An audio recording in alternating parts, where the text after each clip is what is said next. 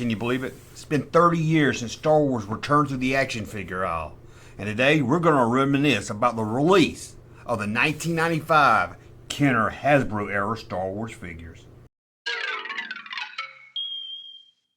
Guys, welcome back to the channel today. We're going to just talk about Star Wars, the return of Star Wars, Power of the Force. No, not those Power of the Force figures from 1985. Talking about Power of the Force 1995, what some may refer to as the muscle era of Star Wars figures, or us collectors in 1995 refer to them as orange card figures. Now, I'm not going to sit here and really go over each figure and all that because you kind of know that, but we'll touch base on it. But I wanted to talk more about the release of this figure line and how excited us Star Wars fans were. I mean, this was 1995. The action figure craze was in full gear. In the early 90s, us Gen Xers, graduated high school and started having jobs and going to college, and we were missing our childhood.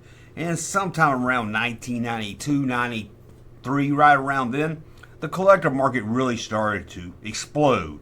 I like to credit toy lines like the Batman animated series, which really got collectors wanting those figures. And then you had toy lines aimed just for collectors.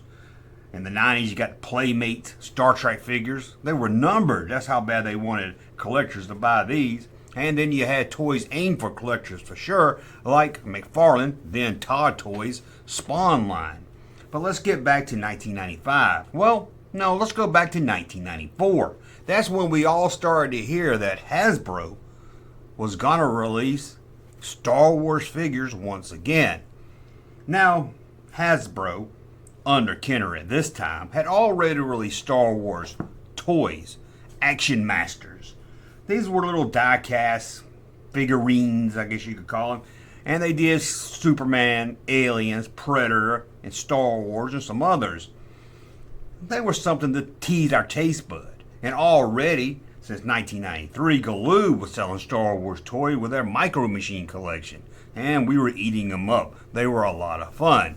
But by 1994, we started to hear Star Wars was coming back, even with that Kenner logo. And we all waited to see what these figures would be like. There was a lot of speculation on the internet. People talking about how they were going to be. Some said they were going to be 8 inches. Some of them said they were going to be smaller than the original Star Wars figures. Some said it was just the old Star Wars figures re-released again. But no one really knew, but it was a lot of fun. We would get those toy magazines in 1994 and hope somewhere in there they would talk about the new Star Wars figures, or at least show us a picture of it. And we all had our fingers crossed for the 1995 Toy Fair. Hopefully there the press will take pictures of the new Star Wars figures. Someone will scan them and put them on the internet. But our first real hint of the Star Wars figures was 1994, when Tomar's Action Figure Digest talked about the upcoming Star Wars figures. Apparently, all the toy companies met at Lucasfilm in late 1994. And here they hint about what we will get Star Wars figures. I think this is the first time I ever saw it in print that it was confirmed we were getting it. We heard a lot of rumors and talk about it, but this one said, yeah, you're gonna get it. Said the internet rumors wasn't true. You're gonna get them, but you're not gonna get them until back to school time in 1995. So they just got us appetite even more. We just couldn't wait for these figures. I mean, we wanted to see them. We wanted to know what they were gonna do. What was the plan? There was very, very little information coming out. So 1995's Toy Fair in New York came.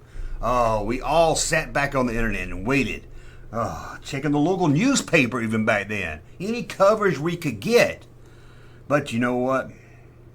We didn't get any Star Wars news out of Toy Fair. It seems that they weren't even shown. Or if they were shown, they were very locked down where press couldn't even take photos of them. Just to make sure I wasn't misremembering, I went back and searched a bunch of news archives, and none of the people covering the Toy Fair even mentioned Star Wars being out, the Hasbro Kenner figures. But then again, they also didn't talk about how Van Diesel was at Toy Fair. Nobody knew who he was. He was just there to show Street Sharks. But it does seem that Hasbro really wasn't ready to show off the Star Wars line. Let's look at some internet posts from back in 1995, right around the time of Toy Fair. Check out this one right here. It tells you that Kenner is under lockdown from the press when it comes to the Star Wars display. Why wouldn't they show the Star Wars toys?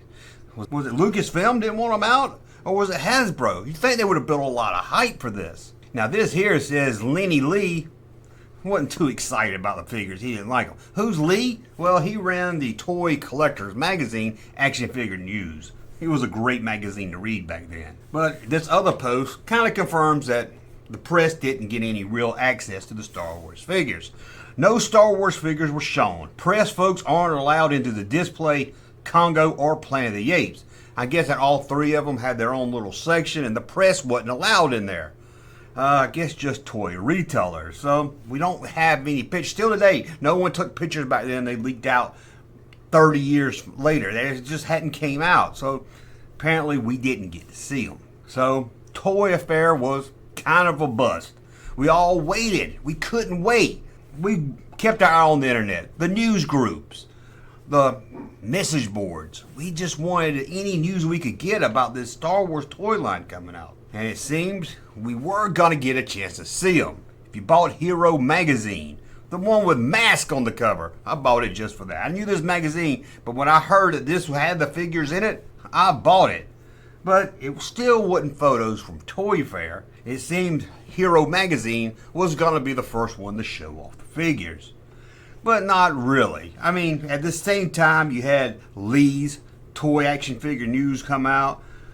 Tomar's, I get them mixed up. Tomar's Action Figure News and Digest, and there was Action Figure News. I get them mixed up. Anyway, all the big toy magazines right around April was releasing their Toy Fair coverage and was showing Star Wars. But these were just stock photos taken from Hasbro. But here's a guy that did see them at Toy Fair, and he wrote, "I saw them well, and they all have excellent likeness." What about that? But, in my humble opinion, is that what that means? Luke looks ridiculous. I seem to know Luke as a fairly skinny farm boy, not He-Man look-alike. Even Han looks a bit too top-heavy. Luke is one I was looking forward to. Oh well, better likeness than the originals, I suppose. The Obi-Wan is exciting. And then he points out that they were only prototypes that he saw. But let's get back to the Hero magazine right here with Mask on the cover. Exclusive first look at Toy Fair 1995. They were the first one to get the magazine to the street, and we got excited. And finally, we were going to get to see the Star Wars figures coming back to the store. And here they were. As you can see, it's just a stock photo on the back of the card showing the figures getting released. Minus Princess Leia. She did get released in 1985, but she, like 3PO, was a little late to the stores.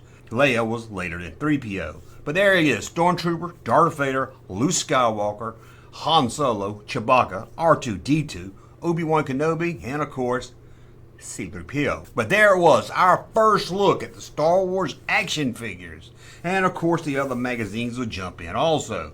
Here's one from 1995. Sadly, I couldn't find pictures of the inside of this magazine, but I'm guessing it's not from Toy Fair and just stock photos that they got from Hasbro. So we all kind of calmed down. We saw the figures, and I know a lot of people now talk about how big and bulky they were, and some people did complain on the internet, but we didn't care. We were excited that Star Wars was back. We could walk into a Toys R Us, a KB Toys, and even a Walmart and buy a Star Wars action figure. And I can remember, me and my buddy Russ, some of you know him from the live stream, we were hitting up stores every chance we got, every day. Let's run to Walmart, let's run to Kmart, let's run to Toys R Us.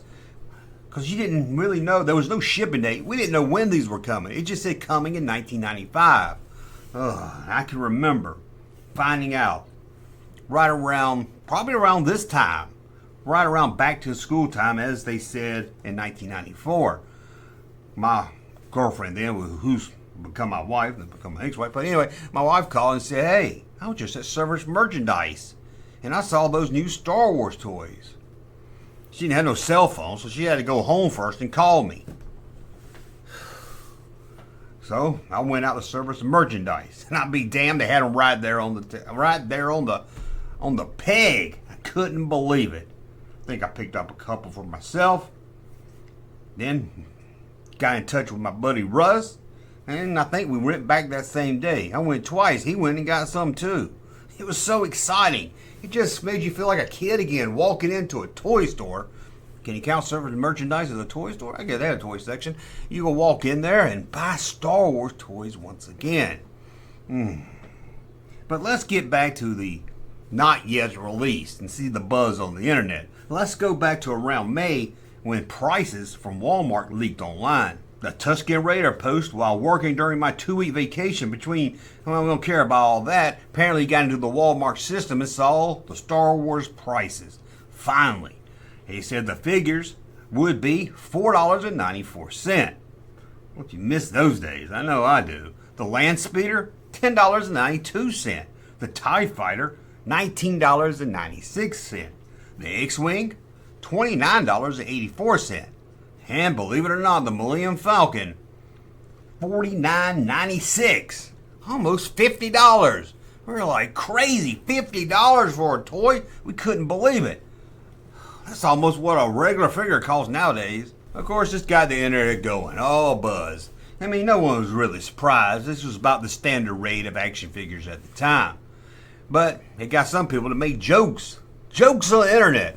This guy right here, he talked about being that these were released by Kenner. They would do all kinds of R2-D2s. He said they would do R2 with a 3-leg, R2 with a 2-leg, R2 with a 2-leg and a retractable 3rd leg, R2 with a leg and a center scope, R2 with 3 legs and a center scope, R2 with 2 legs and a lightsaber, R2 with a 3-leg and a lightsaber, underwater R2, Arctic R2, Night Attack R2, special mail-away gift R2 in gold. He said they would do an R2-D2 in Jawa disguise. All kinds. He would really let it go. He even said a battle damage R2. Pretty sure they did do that down the road. Even at the end, he said they would do I Can't Believe It's Not Butter R2-D2 edition. And we never got that one. But let's get back talking about these figures. Because the internet was still abuzz. They wanted as much information as they could get. And they got it from this guy's post right here. Star One let people know that these were a little taller than the original Star Wars figures, between 4 to 5 inches. And he did say that they will use the original molds for the ship. And they did. They did do that. You know, once it came out what size these figures are, and they were going to use the original molds, the internet started buzzing again. How were they going to fit? And to be honest, they didn't fit too good. They were tight as hell in there. I remember trying to get the Chewbacca and the Chewie in that cockpit of the Falcon. It was almost impossible. You had to really squeeze their legs together.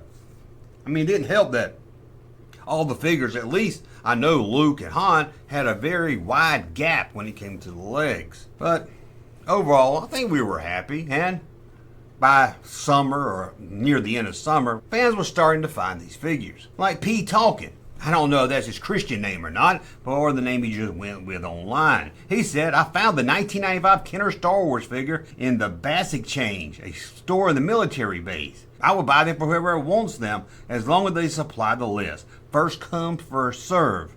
That's a really nice guy. You don't find that today. He would have picked them up or ran to eBay and tried to double his money, maybe even triple it. But it was an exciting time. Not only did we get the first series of Star Wars toys, first time in 10 years. By the end of the year, we had Series 2 releasing even more of the orange card figures. And also in 1995, we got even more. We got 12-inch figures. Yep, 12-inch figures were back. I think there were about 4 of those released. And we got Kenner vintage Star Wars figures again with a Toys R Us exclusive, what was it, 4-pack? They had retro figures inside. Looked just like the ones you had as a kid. Slightly different to us collectors, I could tell. And there was other things released also. There was an ugly carrying case. Ugh, let's not talk about that. And then there were the figure mold thing where you can like make some kind of Play-Doh looking toy. I never really had those. I mean, there was a fish tank that you could make a Star Wars scene out of. There was all kinds of stuff in 1985. Not to mention the Star Wars stuff already on the aisle from Galoob and Kenner Action Masters, which was getting canceled about this time. They were moving on. But I just kind of wanted to reminisce and talk about 1985 and kind of show you, if you wasn't around, what it was like back then. We were excited. We could not wait. Star Wars figures once again. And of course, I bought a shitload shitload of them. I bought a shitload. I would buy two of each one, sometimes even more. Troopers, I was buying them by the gallon. They were under $5. Imagine how many stormtroopers you would have a day if they were under $5, and they looked decent anyway. But it was an exciting time. I mean, it hit right there where I was getting back into the action figures. A lot of us was. Toy Biz really was getting us Gen X 20-year-olds to buy the Toy Biz X-Men. We had Batman back looking really cool in the animated series. We had a lot of fun stuff. Star Wars was right there. It was back. And I know people that was buying them by the handful just thinking they were going to retire one day. I think we all fell for it. I mean, we were chasing Princess Leia thinking we were going to get rich off just selling Princess Leia. Sure, if you found her really early on, you could almost triple your money, but then they were all over the place in a couple of months. But sometimes you can get those suckers that just can't wait a week. Anyway, that's a look at the 1995 release of Star Wars, which was subtitled The Power of the Force. I don't know why they did that. We already had Power of the Force in 1985. I don't know why they just didn't call it something different. Guess they were just trying to confuse us collectors. You know, then you get on the internet and say, I got a Luke Skywalker Power of the Force figure for sale. And you thinking you're getting one from 1985, and you're not. You're getting one from 1995 that has muscles all over his bodies. But anyway, again, let me know in the comments below. Do you remember the release when Star Wars came back into the toy stores in 1995? It was an exciting time. I kind of missed that time, riding around looking for them, couldn't wait. Walking into the store, you never knew what you'd find. If you find the Star Wars toys, you just find something else cool you didn't even know was coming out. Let me know that and more in the comments below. Hey, Junkman channel popping though. Thank you, sir, for that unsolicited testimony.